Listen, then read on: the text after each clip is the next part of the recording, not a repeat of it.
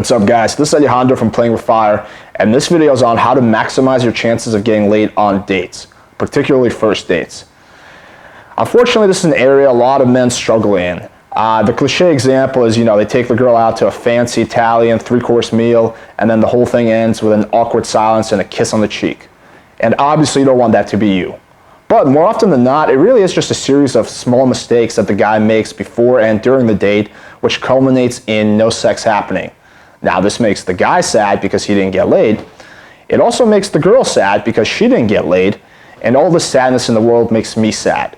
So to remedy this national tragedy, I wanted to make this video where I'm going to share everything that I've been doing for about half a decade now to maximize my own odds of getting laid on dates. I'm going to reveal every little tip and trick and all the things you guys can start implementing today. So the first and possibly most crucial step is to really create the right vibe and set that solid frame from the very beginning of the interaction. So if it's real life, it's from the moment the girl sees you and meets you. If it's online, it's from the moment the girl sees your profile. But either way, how does she view you as? Does she think of you as that confident, dominant sexual man? Or does she think of you as like a beta nice guy provider? That's really going to dictate how a lot of the rest of the interaction will go. It's going to dictate how the texting will go, what kind of text you get back from her, what kind of date she goes on with you, how the date goes, and whether that date ends in a night of penetration or a night of masturbation. Let's take a guy who goes up to a girl at a grocery store. He's a little uncertain of himself, so he tries to overcompensate with niceness. The girl says that she's new to the area, so the guy goes, "Oh, cool, yeah. I've been here forever. I'll show you around. I'll be like your tour guide. It'll be so much fun." And this is really the strategy that the vast majority of men take. And what does that girl do? She'll likely give the guy her number. Why not? He seems like a nice guy. She could use a friend in her life. But then when he goes to follow some of the other advice I'm going to mention in this video, like inviting her straight to this place for a bottle of wine, she's likely to say no. And that's because there's that giant incongruence in her mind between her perception of him and his behavior. Why is this nice guy now trying to get laid? Why is he acting like he has a dick? Compare that to the other guy, the confident, dominant sexual man. When he goes to invite her straight over, he's more likely to get a yes. She doesn't feel like that guy is trying to pull one over on her because his behavior is completely matching up with her perception of him. So what does that mean for you? You want to focus on having solid body language, taking up space, strong eye contact, staring the girl deep in the eyes. So communicating your intent with the subtle things that you do. A light touch here, a joke there, teasing her, flirting with her, just keeping that fun and flirty vibe. And that's going to come in key for the rest of the interaction and the rest of the things I'm going to mention. The second key to success is screening. Screening. And unfortunately, this is an area that's quite often ignored in game. The difference between a PUA and a player is a PUA runs around trying to make it work with every girl, while a real player doesn't give a fuck about that. He knows that not every girl is going to mesh well and is going to be on the same page with him, and he's totally cool with it. He has that abundance mindset. He knows there's plenty of fish in the sea, and he's going to find one that's right for him. When you meet a girl, you're actually screening her from the very start. Just by being that confident, dominant, sexual guy, you're screening. Because a really prudent, conservative girl probably won't like that. She will probably make up an excuse and leave. She wants that guy who she can friend zone for half a decade, and that's not going to be you. And you don't want to waste your time with girls like that. Not necessarily there's something wrong with her, it's just that you guys are on a completely different page. Third is setting up the date. This is a small step, but a really important one to get right. You want to avoid all forms of low probability dates, like things like ice skating, dinner dates, or really any activity date, any date where the logistics are against you, all that shit. Not for you. Personally, I only do 3 types of dates. One is her coming straight over, whether it's for a night of kinky romance or splitting a bottle of wine. 2 is meeting at a bar nearby, and 3 is meeting at a coffee shop nearby. That's it. Keep it super simple. Now, after I bang the girl, and if she becomes my booty call or girlfriend, I'll go on all kinds of adventures with her. But I save that for when I get there with her. Initially, just keep things super simple. Another thing I highly recommend is invite the girl straight over as your plan A. This is advantageous because based on her reaction, you know exactly where she's at with you, and also it's another form of screening. So when you invite a girl straight over your place, you'll generally be met with 3 kinds of responses. First is compliance, or compliance after you answer a concern. So she might be like, haha, yeah, sounds fun, or sounds fun, comma, but how do I know you're not a serial killer or something like that? And as a side note, you respond to that, haha, you're good, I gave up serial killing for Lent. So that's the first category, and these are the girls that are most DTF. For me personally, that's about 50% of the girls I meet, whether it's online or in public, whatever. At a grocery store, at a bar, doesn't matter. It's usually a little bit over 50%. Second type of girl is a girl who, let's say, hasn't been sold yet. So this type of girl will respond, sounds fun, comma, but I prefer if we met in public first or met at a bar first, whatever. Totally cool.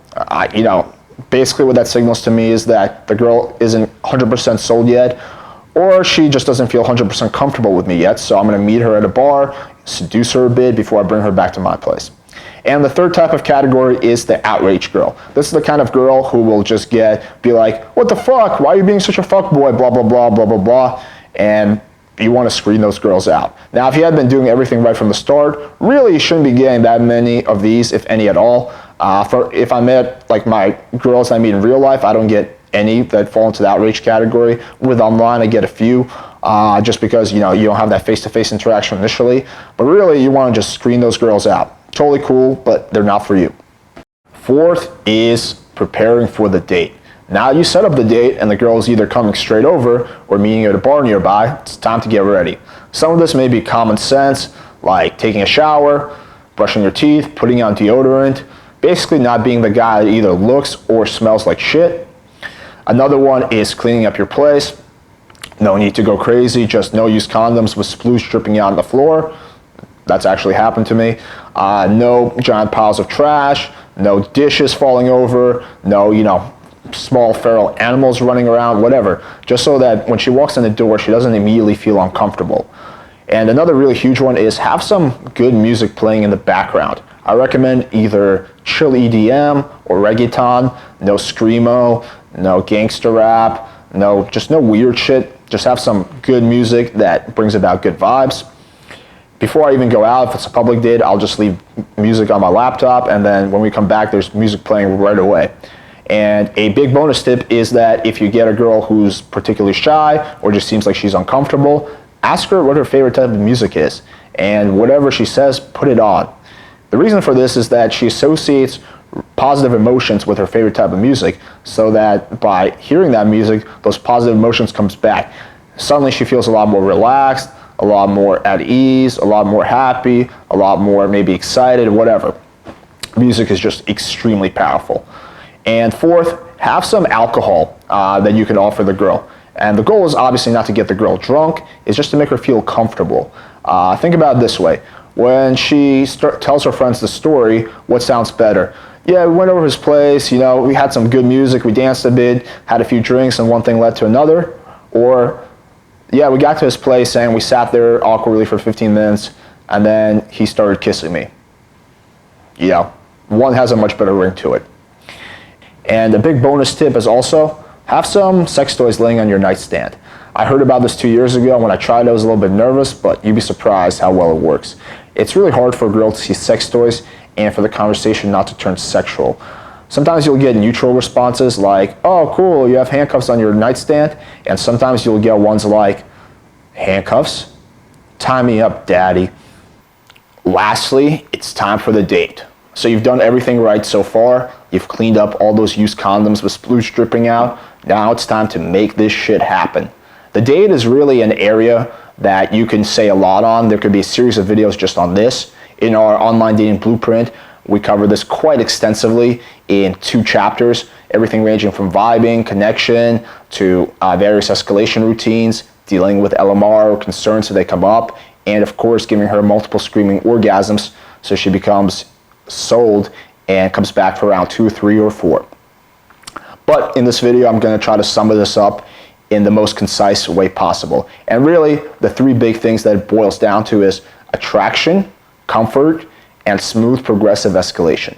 So attraction should have already happened because she's meeting up with you. Girls seldom meet up with guys who they're not attracted to. And really, it's just a matter of keeping going, amplifying it, and not fucking it up by doing something retarded. So, for example, if in real life you had talked about her booty or you talked about her booty on Tinder, then when you see her, you give her a confident hug, say something like, "Oh, damn girl, that booty really comes out at night." And of course she'll go like, "Stop it," but you can tell she secretly loves it. Then you lead her inside, and now you're looking for her to get comfortable. Give her 10-15 minutes where you just let her get situated in your place, offer her a drink, and then looking at her body language. Is she closed off or is she open? What's her proximity? Is she close to you or is she far away? If you can tell that she's not comfortable yet, talk about things that matter in her life. Talk about things that you have in common. Play some good music, dance with her a little bit. Just give it some time for her to get comfortable. Then once you have that, it's time for smooth, progressive escalation. So, say we're standing on my ever so romantic patio. What would I do? Well, I would probably come up behind her and put both my arms on the railing.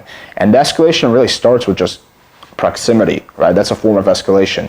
She feels your body close to hers, and that makes her a little bit excited, let's just say. Then you would put one of your hands on her hip, then another one, and just stand there, let the tension build. Then maybe brush past her hair, see how she responds to that. If she's like the vast majority of girls who enjoys having her hair pulled, and give it just a light little pull and see what she does. She'll probably give you a soft moan, to which you would whisper in her ear, "Oh, you like that? You like having your hair pulled?" And then she would say something like, yeah, I do. But then you would just let it sit, like, don't jump on it, don't become too talkative. Let the sexual tension just keep building and simmering. Then maybe pull back a little bit, right? Make her long for your touch. Then come in again. Then maybe kiss down her neck a little bit. Then stop. Let the tension build. Then turn her around. Stare her deep in the eyes. Just teasing her with your eyes. No need to talk. No need to go forward too fast. Just let the tension build. Then kiss her once. Then kiss her twice. Then start making out with her. Then you're kissing down her neck again. Then you pick her up and you carry her to her room. And oftentimes, it's really as simple as that. So in conclusion, a lot of this really comes down to the 5 things that I mentioned. And if you guys start focusing on these things and trying to optimize them, you'd be surprised how much your success rate on dates will increase. Hopefully you guys enjoyed this video, and if you did, let me know by hitting the like button, by hitting the subscribe button, by hitting every button known to man. Make sure you leave me a comment below, letting me know what kind of content you see more of, or if you have any questions, I'd be happy to answer. And of course, if you guys really want to take your shit to the next level, aside from just closing on dates, getting more matches on Tinder, just every single possible thing you need to know around getting laid, get my online dating blueprint where we cover all of this in extensive detail. Thank you for watching. Ciao.